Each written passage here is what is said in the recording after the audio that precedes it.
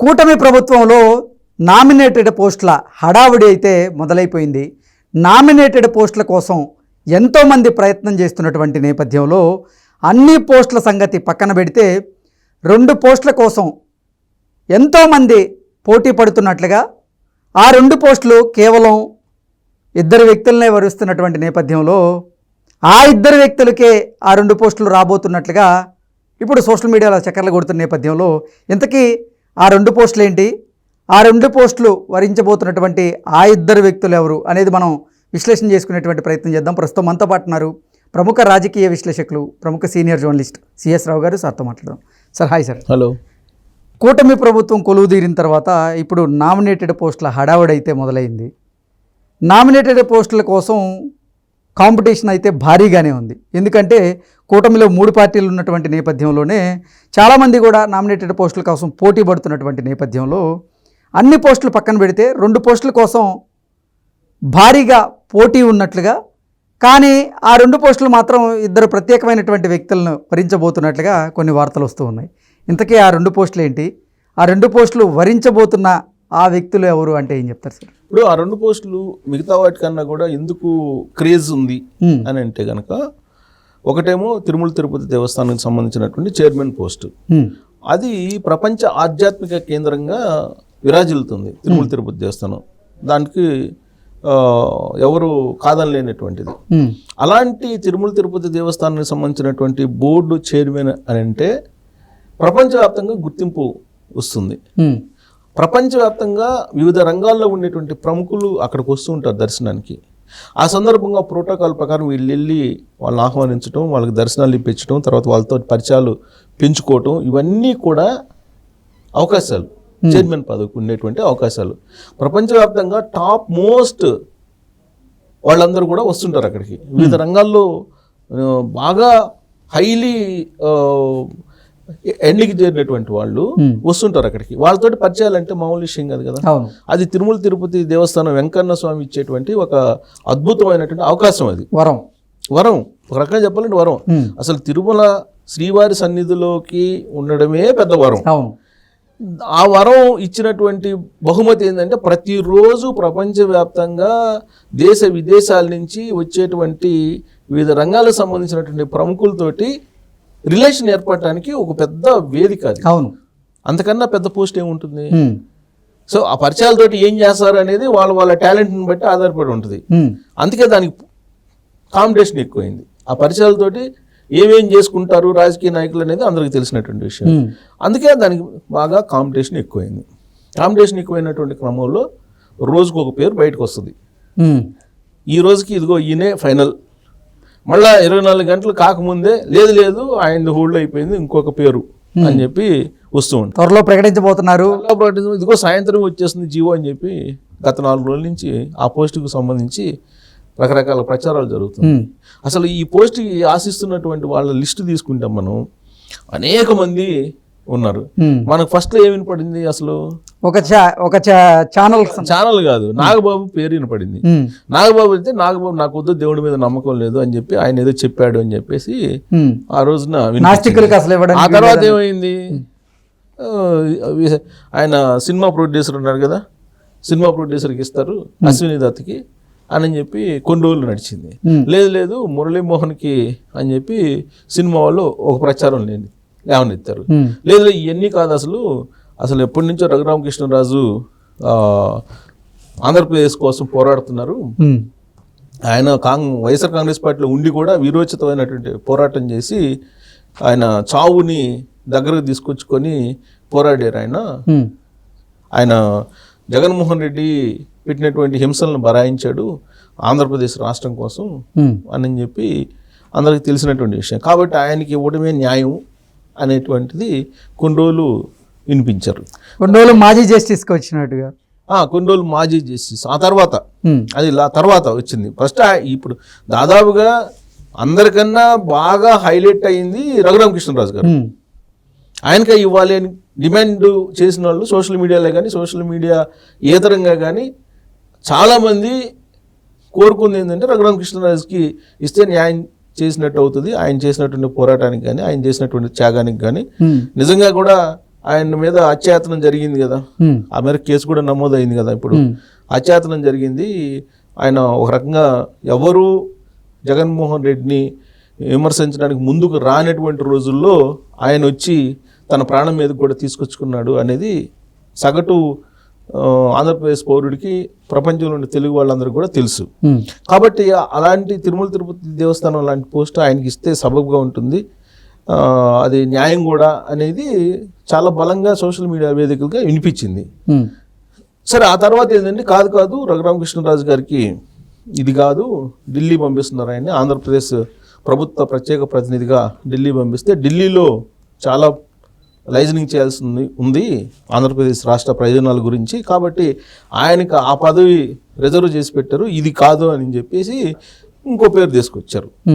ఏంటి, ఒక ఛానల్ ప్రతినిధికి ఇస్తున్నారు. ఆ ఛానల్ ప్రతినిధికి ఆల్మోస్ట్ కన్ఫర్మ్ అయిపోయింది, ఆయనకి ఇవ్వటమే కరెక్ట్. ఆయన 2018 నుంచి తెలుగుదేశం పార్టీ కోసం ఛానల్ తరఫు నుంచి బాగా పోరాడారు. ప్లస్ ఆయన అమరావతి రైతుల పక్షాన్ని నిలిచారు. అమరావతి రైతుల మహాధర్నాలో కూడా పాల్గొన్నారు, మహాపాదయాత్రలో కూడా పాల్గొని ఆయన కూడా పార్టిసిపేట్ చేశారు. ఏ ఛానల్ ఓనర్ కూడా ఆ విధంగా బయటకు వచ్చి పోరాడినటువంటి వాళ్ళు లేరు. జగన్మోహన్ రెడ్డి నుంచి ఎన్ని ఇబ్బందులు ఎదురైనా కానీ ఆయన వాటన్నిటిని కూడా తట్టుకొని ధైర్యంగా నిలబడి ముందుకు వచ్చినటువంటి ఛానల్ అధినేత ఆయన. కాబట్టి ఆయనకి ఇవ్వటం ధర్మము, కాబట్టి ఆయనకే ఫైనల్ అని ఒక వాదన సోషల్ మీడియా వేదికగా బయటకు వచ్చింది. ఇక ఆయనకే ఇస్తున్నారని చెప్పేసి చాలా కాలం పాటు అందరూ అనుకున్నారు. అయితే ఎంపిక దగ్గర పడే కొంది మళ్ళీ ఒక రిటైర్డ్ జడ్జి ఈ పోస్ట్కి కరెక్టు. ఆ రిటైర్డ్ జడ్జికి వెంకటేశ్వర స్వామి అంటే విపరీతమైనటువంటి భక్తి, కాబట్టి ఆయన కోరుకుంటున్నారు, ఆయన భక్తి పారివేశ్యంతో తరించిపోతూ ఉంటారు వెంకటేశ్వర స్వామి దగ్గర, కాబట్టి ఆయనకి ఇచ్చే అవకాశం ఉంది అని చెప్పి ఆయన పేరు కొన్ని రోజులు వచ్చినప్పుడు ఇదేంటి అని కొంత మళ్ళీ చర్చ జరిగింది. ఛానల్ అధిపతి అన్నారు కదా, మళ్ళీ రిటైర్డ్ జడ్జిని తెర మీదకి తీసుకొచ్చారు, మళ్ళీ హోల్డ్ అయిందా ఏంటి అనేది ఒక చర్చ జరిగింది.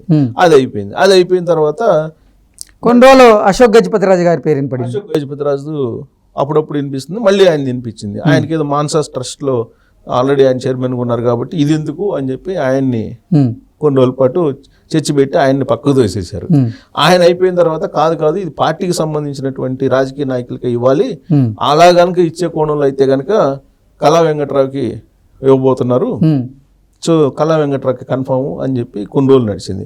కాదు కళా వెంకట్రావు కన్నా కూడా కొనకళ్ళ నారాయణకి, మాజీ ఎంపీ కొనకళ్ళ నారాయణ, ఆయనకి ఇస్తే బీసీలకి ఇచ్చినట్టు అవుతుంది, బీసీలే ఉండాలి చైర్మన్గా అని ఇంకొన్ని రోజులు వినిపించింది.